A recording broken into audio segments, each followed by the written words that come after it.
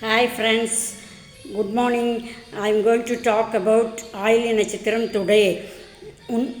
அதற்கு முன்பு ஒரு பொன்மொழியை பற்றி கூறுகிறேன். உண்மையை பேசுங்கள், உங்களுக்கு முடிந்தவரை அடுத்தவங்களுக்கு ஈன்றதை கொடுங்கள். நாம் இதனால் இறைவனுடைய சந்நிதியை எளிதாக அடையலாம். ஆயில்ய நட்சத்திரம் ராசி மண்டலத்தில் 9வது நட்சத்திரமாகும். இது முழுவதும் கடகராசியில் வரும். இது ஒரு மென்மையான நட்சத்திரம். இது சிறப்பான நட்சத்திரம். ஆயில் நட்சத்திரம் ஆதிசேஷனுடைய நட்சத்திரம். இது ஒரு புதனுடைய நட்சத்திரம். இது சந்திரன் வீட்டில் புதனுடைய நட்சத்திரம். சந்திரனும் புதனும் சேர்ந்தால் இந்திரனை போல வாழலாம் என்பது பழமொழி.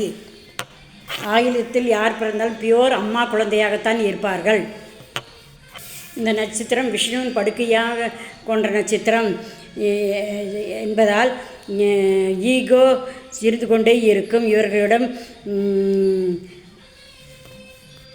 இவர்கள் அஷ்டம் சனி, 7.5 சனி, கண்டகச்சனி வரும்போது மிகவும் கவனமாக இருக்க வேண்டும்.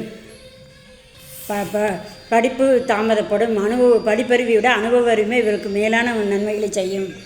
ராமனுக்காக லக்ஷ்மணன் இருந்தது போல இவர்கள் மிகவும் சகோதர பாசத்துடன் இருப்பார்கள். இவர்கள் தூங்கும்போது பாம்பை போல படுத்து தூங்குவார்கள். இவர்கள் பசி தாங்க மாட்டார்கள். அம்மா பிள்ளையாக இருப்பதால் அடிக்கடி அம்மாவுடன் வாக்குவாதம் செய்வார்கள். இவர்கள் இந்த நட்சத்திரம் குரு உச்சம் பெற்ற நட்சத்திரம், செவ்வாய் நீச்சம் பெற்ற நட்சத்திரம். நிறைய மொழிகளை கற்றுக்கொள்வார்கள். சர்மவியாதி, பல் பிரச்சனை, வயிறு பிரச்சனை, யூரின் பிரச்சனை இவர்களுக்கு அடிக்கடி வந்து போகும். இவர்கள் உணவு பழக்கம் செய்யாவிட்டால் இந்த மாதிரி தொந்தரவுகள் அடிக்கடி வரும். இவருக்கு நகைச்சுவை உணர்வு அதிகம்.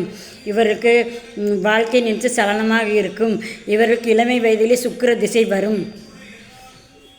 இவர் கற்பனை வளம் அதிகம். வெளிநாடு, வெளிமாநிலங்களில் அதிகமாக போவார்கள். செல்வதால் புகழடையக்கூடிய ஜாதகம். ஊருக்கெல்லாம் உபதேசம் செய்வார். ஆனால் இவர்கள் எந்த உபதேசத்தையும் இவர்கள் 1% கூட கடைப்பிடிக்க மாட்டார்கள்.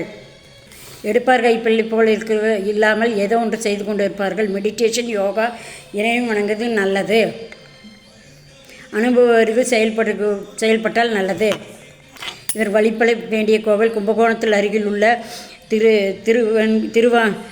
திருதேவர்குடியில் கற்பகட ஈஸ்வரர் என்று சென்று வந்தால் வழிபட்டால் நல்ல பலன் கிடைக்கும். இந்த ஆலயத்துக்கு வருடத்துக்கு ஒரு முறை சென்று வந்தால் நல்லது. இந்த ஆயில்யம் வரும் நாளில் வருடத்துக்கு ஒரு முறையாக சென்று வந்தால் இவர்களுக்கு நல்லதே நடக்கும். ஓகே ஃப்ரெண்ட்ஸ், இந்த ஸ்தலம் சென்று படிப்படியாக முன்னேறலாம். Okay friends, thank you.